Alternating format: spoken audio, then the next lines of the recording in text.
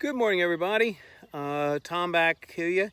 What I wanted to do is show you here at our top of our garden, we have our grapes. I put the grapes vines on this arbor up at the top because it protects it from, we got a lot of trees in the back. It catches the first sun in the morning, so it dries off the berries, keeps the fungus and the diseases down for it. It's now 1st of May and they are starting to come out.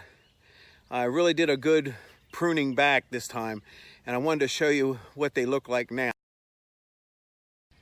As you can see, we've got a lot of new stems coming out. They're getting ready to blossom pretty soon. You can see a couple of them blossoming right there. The thing is, here's a real good example of where the grapes are going to come. As you see right here, this is actually a grape stem.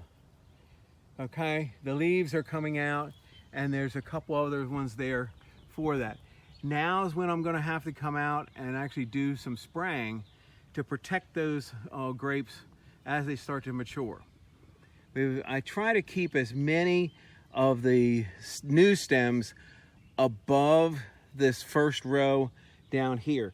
Here's my feeders.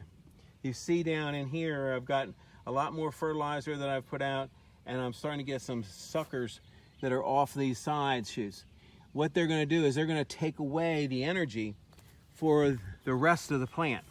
So I'm going to go through and I'll actually take, and on a lot of these, if I wanted to fill it in, I could do that. Here, I'm pretty much filled in really well. I've got two nice feeder roots here, or stems here. It's come around down in here and then up again. So what I'm going to do, just to show you, is all I have to do is just pinch it off. I'll pinch these off because I do not want them to produce, as well as I don't want them to be using up the energy that I want for my grapes that are elsewhere. Now here, I'm going to let those go because I want this vine to actually take and increase its size. You see some of them that are here, I want this to fill in. You'll notice that I've got a big gap right here. Well, what I'm going to do is hopefully these plants, I can get them to work themselves up into this area and it'll fill it in. The uniformity is really important, but as we said, I'm going along.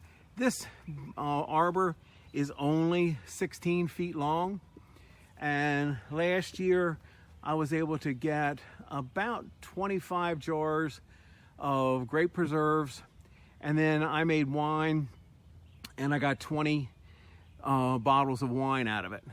So these are, I really try to baby and take care of these grapes as much as I can. I'm going to come back in probably a week or two and I want to show you what I'm going to take, and we have to thin the berries. And you think, well, why do I want to thin them? Well, if I want big berries, I've got to think about how this is going to be. I want to show you here, we've got 1, 2, and a third one up here, plus all these. There's just too many berries that would come out of that area, so they would be really small. So what I'm going to do is you'll see how I'm going to take some of them out and get rid of them.